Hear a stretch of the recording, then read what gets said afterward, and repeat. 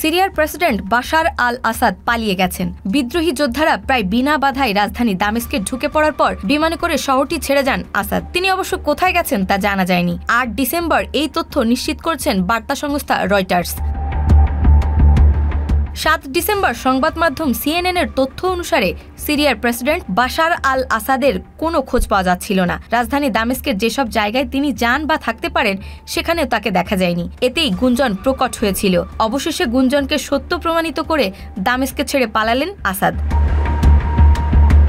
৭ December Bashar আল আসাদের বাসভবনে তার নিরাপত্তার দায়িত্বে থাকা প্রেসিডেন্সিয়াল গার্ডের সদস্যরাও সরে যান। তখনই ধারণা করা হয়েছিল যদি প্রেসিডেন্ট নিজ বাসভবনে থাকতেন তাহলে সেখানে গার্ডরাও থাকতেন।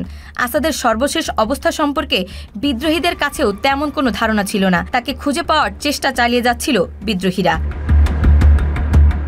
২ সপ্তাহ আগে আকস্মিকভাবে সিরিয়ার অভিযান শুরু করে সশস্ত্র গোষ্ঠী হায়াত তাহরির আল শামস ও তার মিত্র দেশগুলো। এতে তাসের ঘরের মতো ভেঙে পড়তে শুরু করে সিরিয়ার সেনাবাহিনীর প্রতিরক্ষা ব্যবস্থা।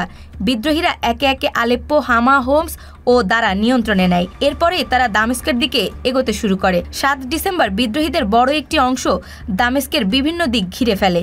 এরপর থেকেই ছড়িয়ে পড়ে আসাদের দামেস্ক ছাড়ার গুঞ্জন। তবে প্রেসিডেন্ট কার্যালয় থেকে প্রথমে খবরটি ভুয়া ও গুজব দাবি করা হলেও তা এখন সত্য। আর এর মধ্য দিয়েই ৫০ বছরের নিপীড়নের অবসান হলো।